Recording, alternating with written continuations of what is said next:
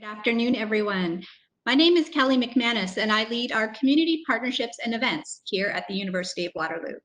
Welcome to the fourth in our series of 6 weekly Ask Our Experts COVID-19 community talks. A special welcome back to all of our returning attendees, including any of our alumni who may be watching. We're so pleased to have so many of you returning each week to engage in these sessions. A reminder that you can visit the University of Waterloo YouTube channel to watch any of our first 3 talks, which looked at mental health, long-term care, and social media. The University of Waterloo is so proud to be part of this community and to host these community talks that allow us to stay connected throughout the pandemic. During uncertain times, access to the facts is especially important. We're so pleased to bring our researchers right into your homes to share their expertise and to answer your questions. We acknowledge that we live and work on the traditional territory of the neutral, Anishinaabe, and Haudenosaunee peoples. The University of Waterloo is situated on the Haldimand Tract, the land promised to the Six Nations that includes 10 kilometers on each side of the Grand River.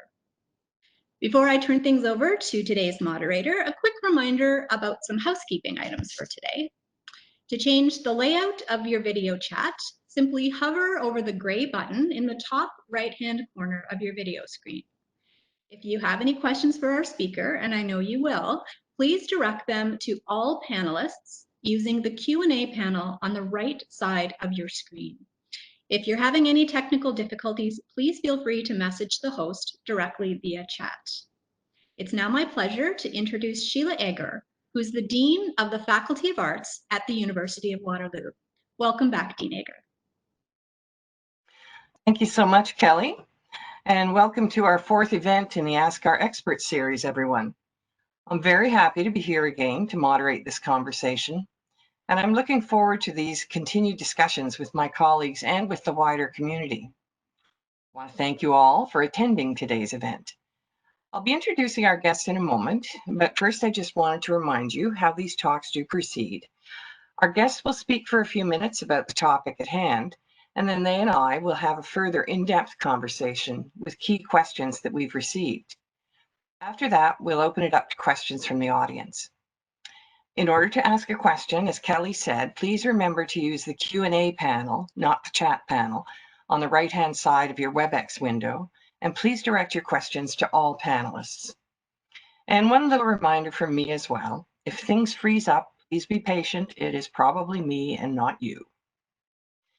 Today's guest is Dr. James Thompson. Dr. Thompson is a professor of finance in the School of Accounting and Finance at the University of Waterloo. His research explores non-standard risk in financial markets. He's written extensively on counterparty risk and shown how to incorporate incentives of market players when designing policy. His research has been presented at many of the top universities throughout the world, as well as at policy institutions such as the Bank of England, the Federal Reserve Board in Washington, the FDIC, the Bank of Canada, and for industry professionals at the Toronto CFA Society. His work has been published in leading finance and economics journals, and it's been supported by numerous research grants, both private and public. He was the recipient of the Ernst Meyer Prize of the Geneva Association in 2009. In addition to teaching finance courses at the University of Waterloo, he has taught finance in the MBA program at the Wharton School, University of Pennsylvania, and mathematical economics at Queen's University. Dr. Thompson is with us today to discuss planning for retirement in uncertain financial times. Welcome, James.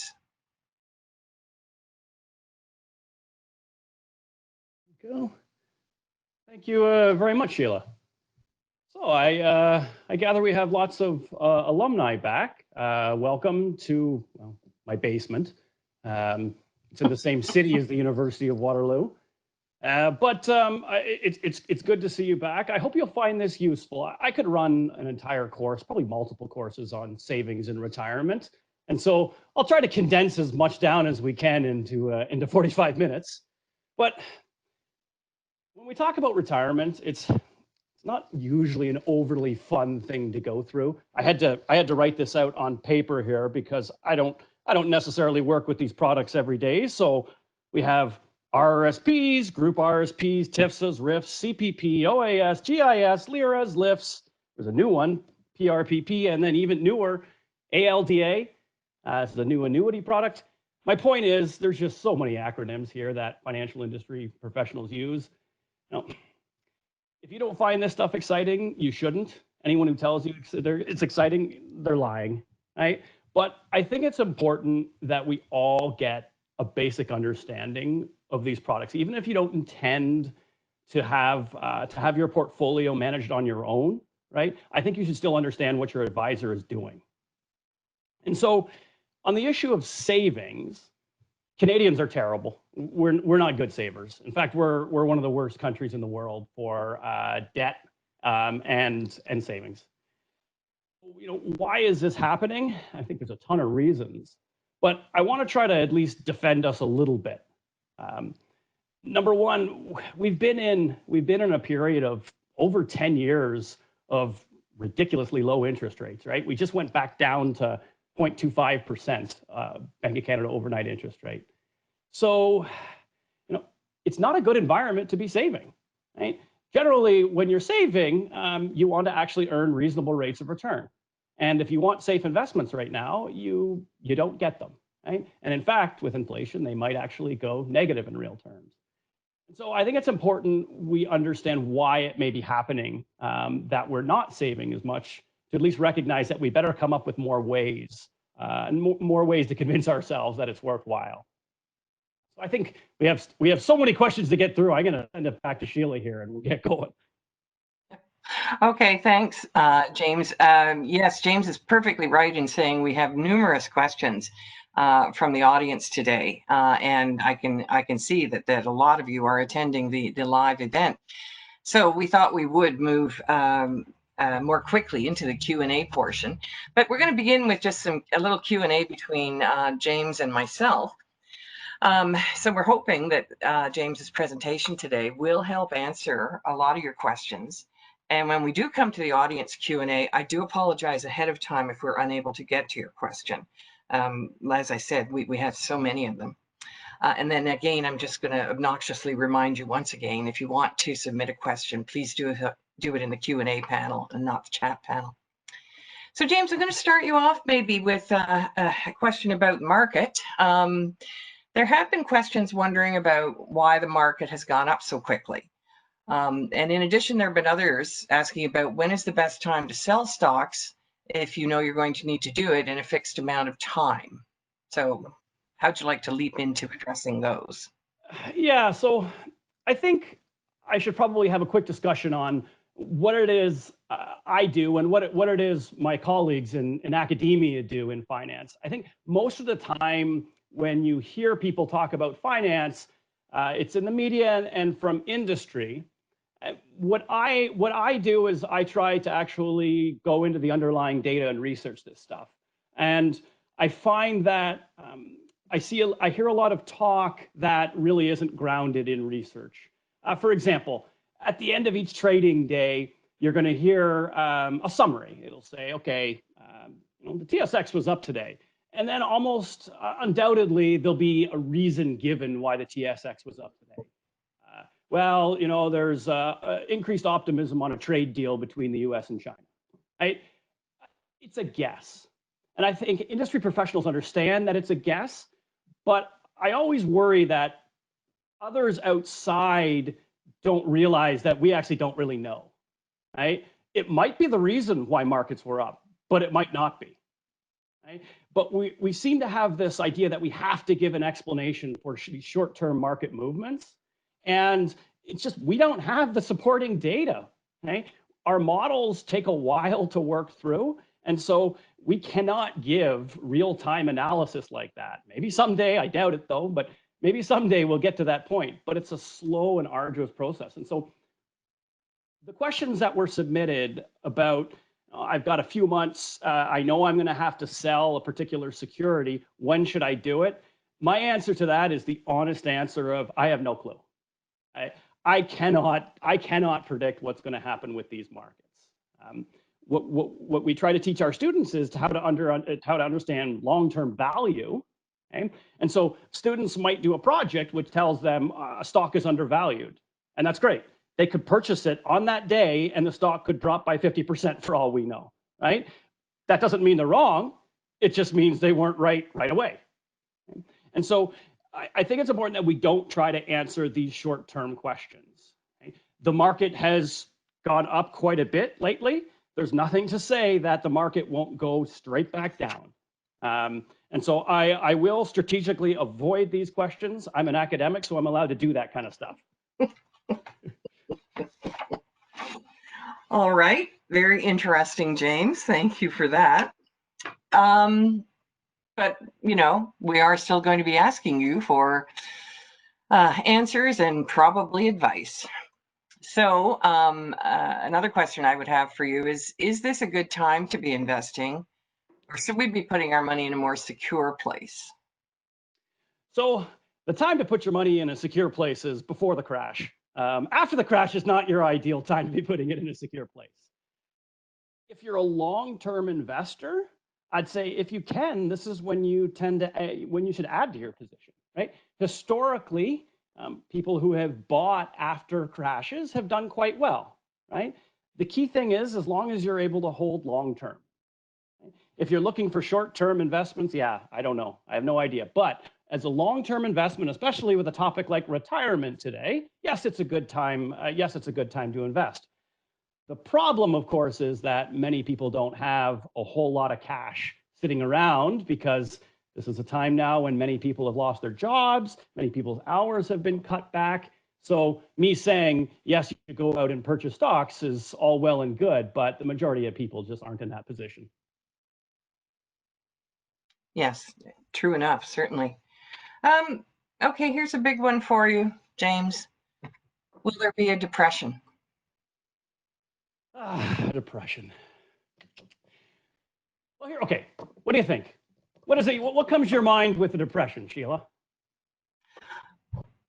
One of the most defining events of the 20th century. You know, a huge rift between pre-depression and post-depression, straight into World War II, and then everything that came after that. So that's one of the things I think of. I'm also of an age bracket where I think of my parents who were children during the Depression and some of the impact it had on their lives. I think especially my mother, who was a young child. She was born in 1929. Who had an itinerant father, shall we say, who during the 30s used to disappear for periods of time. So it remains a family mystery. We never really knew what my grandfather was up to during those years. But definitely a lot of moving around for her, a lot of dislocation, and no doubt a lot of feeling of insecurity. Yeah. And so the problem is we actually don't really have an accepted definition of what a depression is. When most people think of a depression, they think of the Great Depression. And you certainly are summarizing my thoughts pretty well. I generally think of two things. I think of number one, it was the highest suicide rate we've ever had. And number two, it was the largest stock market crash we've ever had. Stocks went down over a 2-year period. US Dow went down 90%.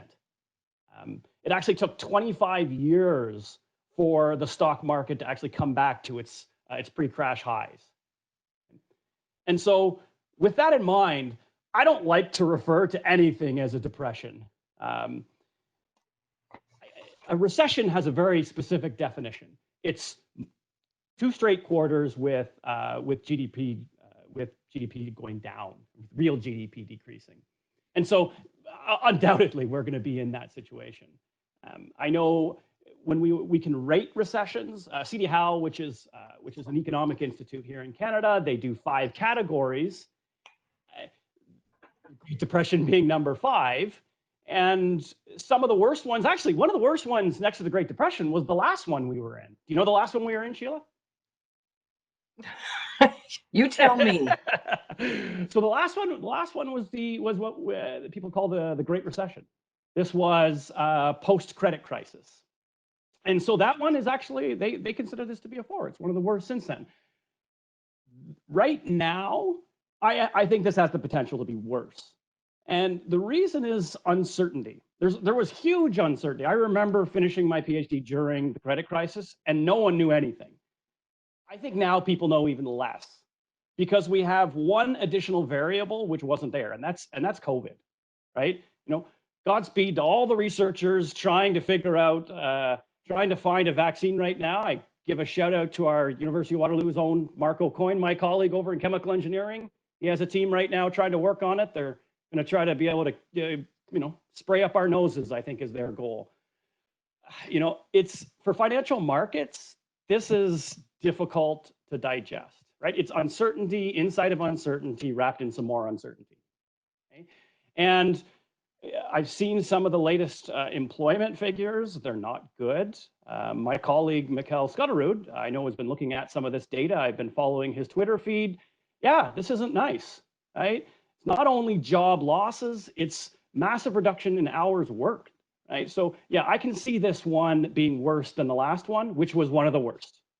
And so that's about all I'll say on that. I don't like talking about the potential of that Great Depression because that was in a category all by itself.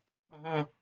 Yeah, what you say does resonate with some of the thoughts I had at the time in 2008 about the uncertainty being such a huge part driving, sort of, if we felt that if we could have only have dealt with that, then we could have stopped it in its tracks.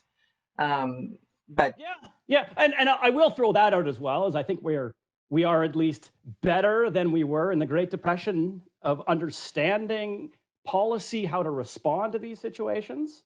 So the governments around the world have responded all in unison to this.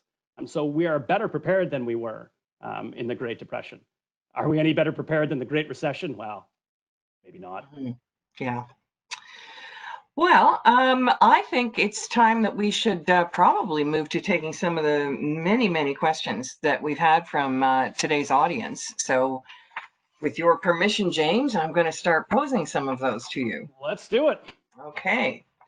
So now my first one, somebody managed to get a twofer here.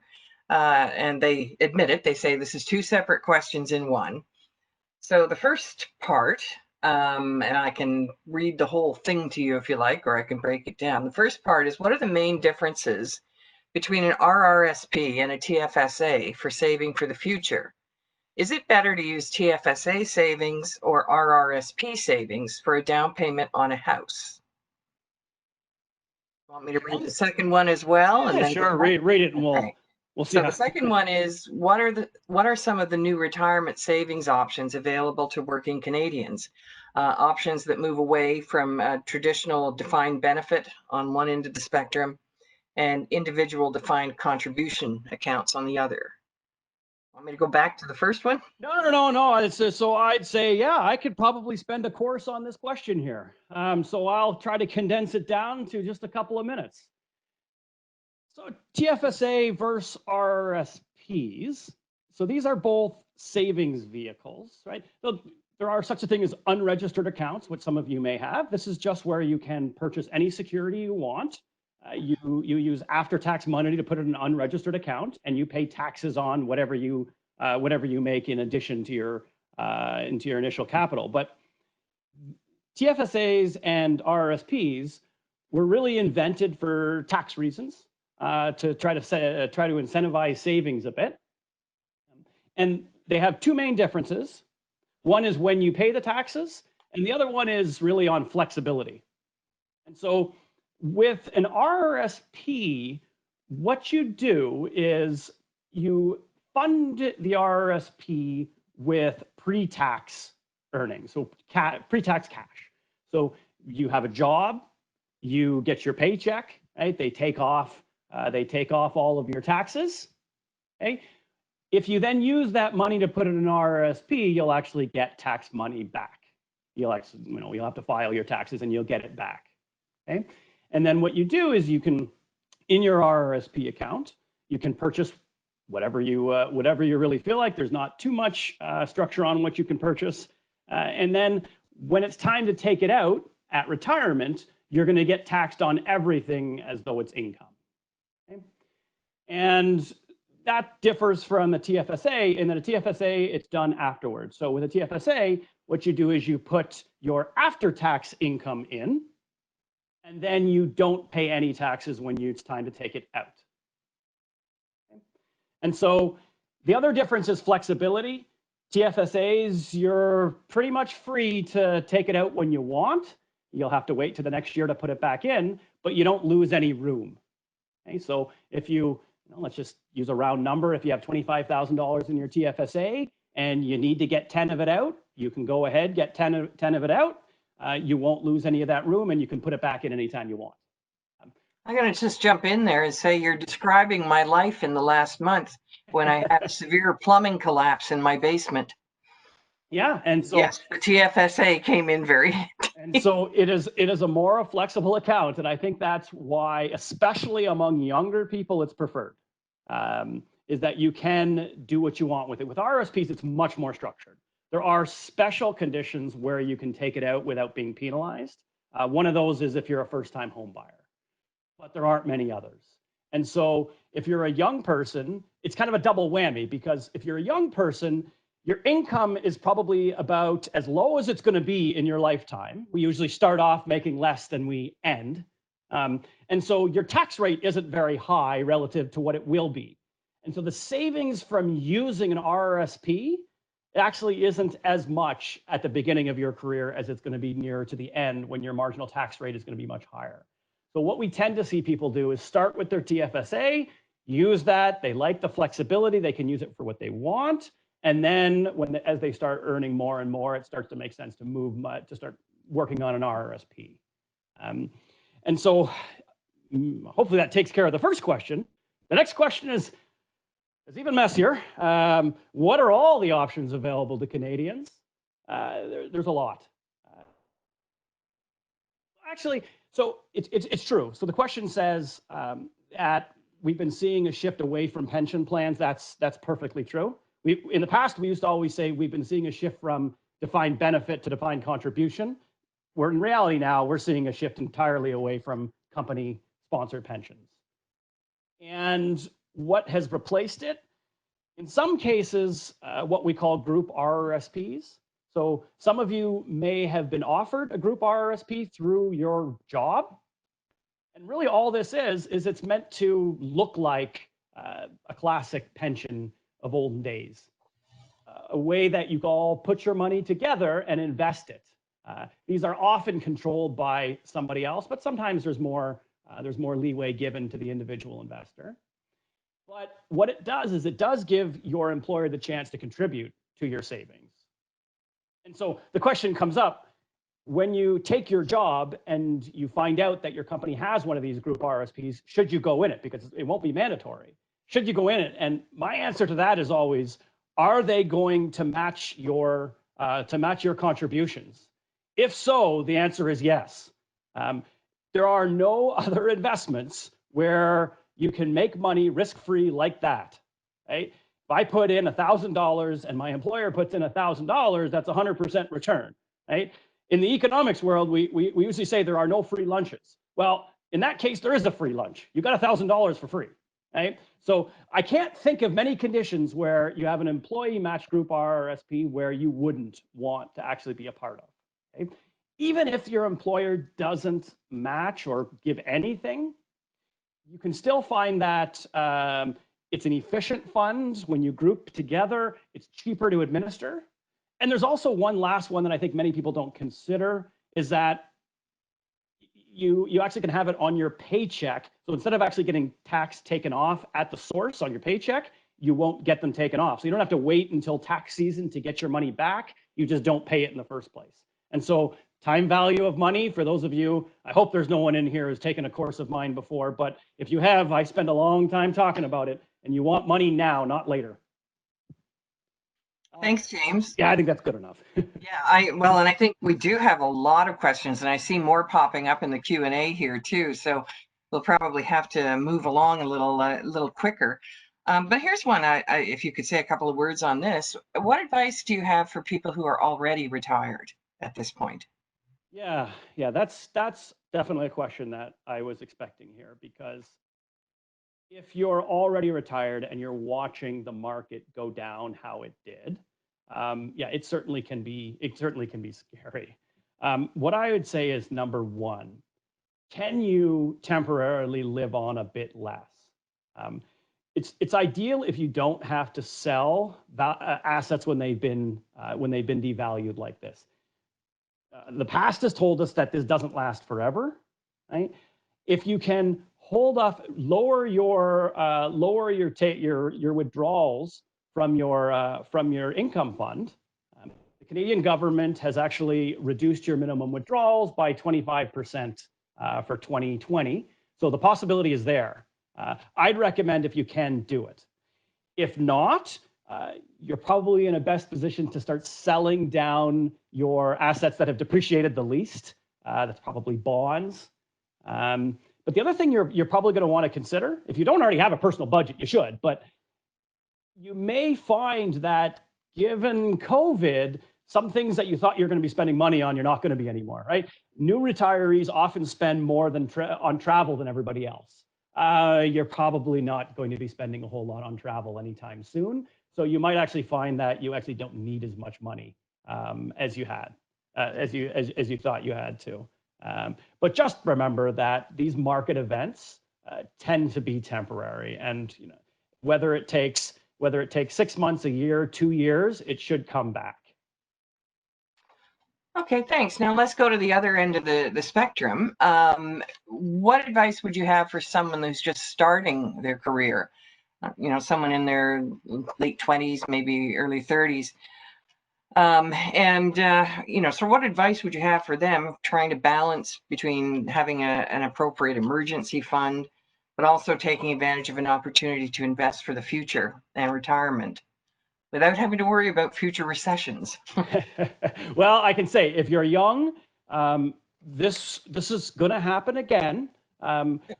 We have not solved the issue of recessions.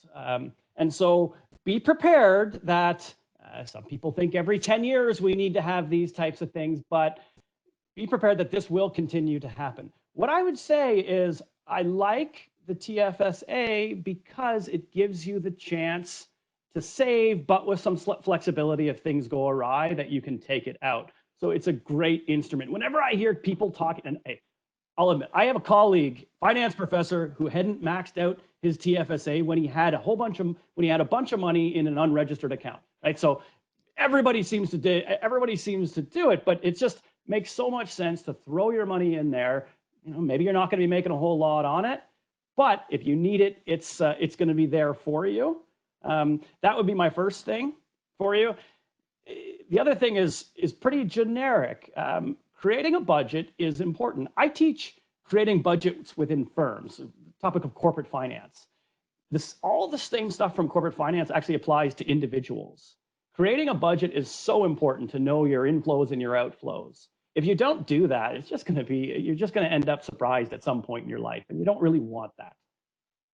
Yeah, so that's where I'd come at with young people. I've read some recent survey data that says that young people's savings rate has actually increased in the last 10 years. But I think it was only because it was so dismal 10 years ago. Okay. Okay, well, here's another group then that we might address. What about people who are maybe 3 to 5 years from retirement, maybe hoping to work part-time after that for a few years? And we do have a question from an audience member who says they're in that position. Currently, they're cash positive, saving as much as they can, paying off a mortgage, putting money into RRSPs and a TFSA. But the concern expressed is that the money invested in these mutual funds won't rebound sufficiently before they need to pull some out in retirement. So should I be putting my new money into capital protected instruments or continue in mutual funds? So the traditional recommendation was, as you approach retirement, you're supposed to shift away from equities and into bonds. I think it all depends on what exactly you plan on doing when you retire, because there's a very different scenario. There was a time when people used to retire, they would take their retirement funds and buy an annuity, for example, with it. So for those who don't, annuity is just a product which pays you a certain amount each month for, well, if it's a life annuity, for your life. And it was meant to get rid of that risk that you're gonna outlive your savings. So it was an expense that you had to pay upfront on right when you retired. And so it made sense to be very cautious because you didn't want to end up with a market crash that wiped out your savings on the moment you retired. So people have been moving away from annuities upon retirement, and they've been taking on what we call longevity risks themselves. So they haven't been buying these products as much. And in this case, well, you're going to be retired for, hopefully everybody is nice and healthy. You're going to be retired for potentially a long time. Right? And so you don't need to withdraw 100% of your money on the first day of your retirement. In fact, you're going to withdraw a very small percentage of your money on, in your first year of retirement. So is it as important to start shifting towards safer assets as you move towards your retirement? I'd say it's probably not as important as it used to be. It really depends on how much money you want quickly in retirement. So this person, and this is the problem with the webcam. I don't even know if this is a gentleman or a lady who asked this, but this person who asked this question,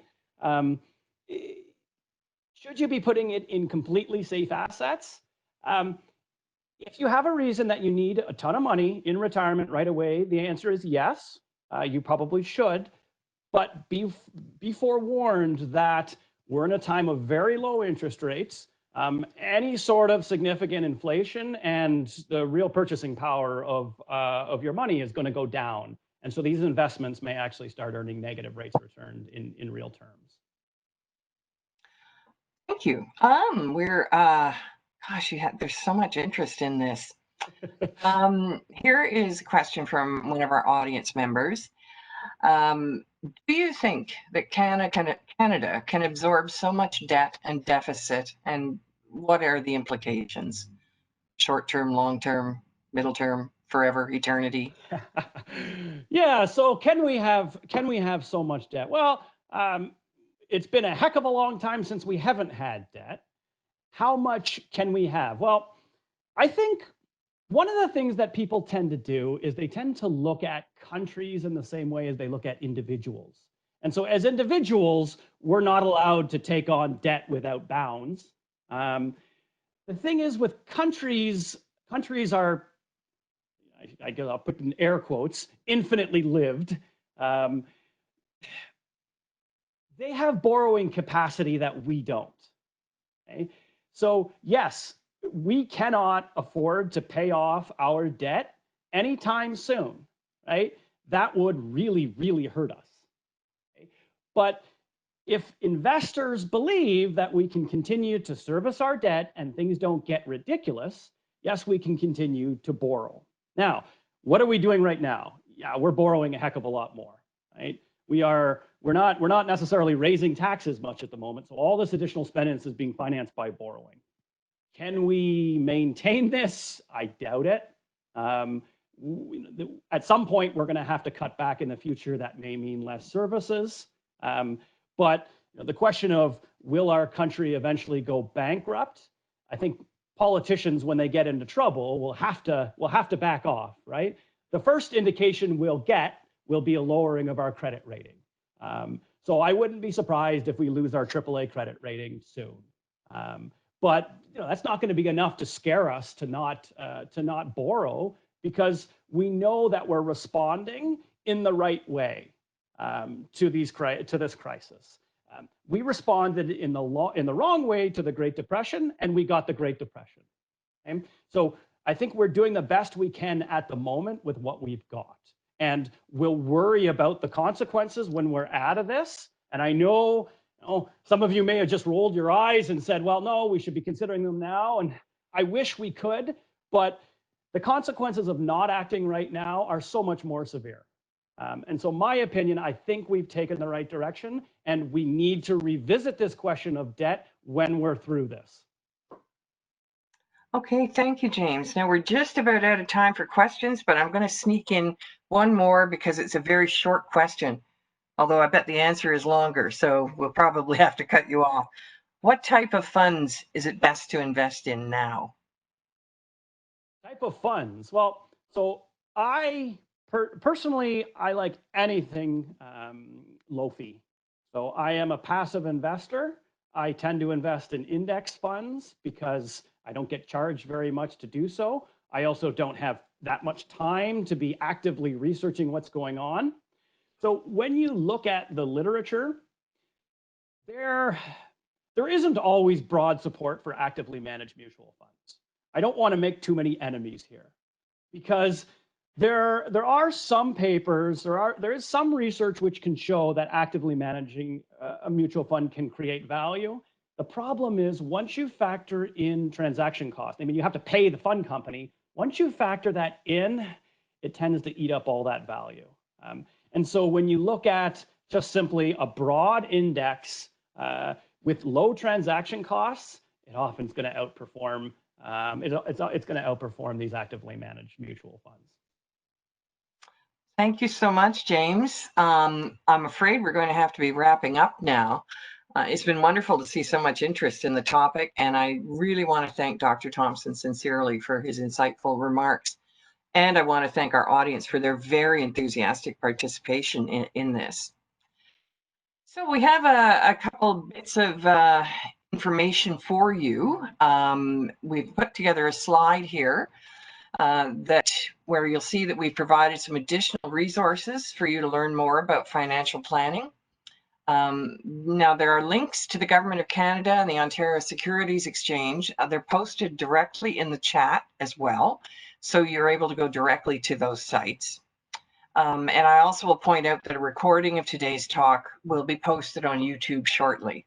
So you'll be able to revisit anything that was said today or any of the information that we've provided. And finally, just before I go, I would like to remind you about next week's community conversation, which will take place on Wednesday, June the 3rd. And our guest will be Professor James Dankert from the Department of Psychology, and he'll be speaking with us about quarantine boredom. I expect to learn quite a lot from him. You can find more information at uwaterloo.ca/community. Thanks again for attending today's Ask Our Expert talk, everyone. Thank you again to Dr. Thompson for his very helpful remarks. Have a wonderful day, everybody, and I hope to see you next week.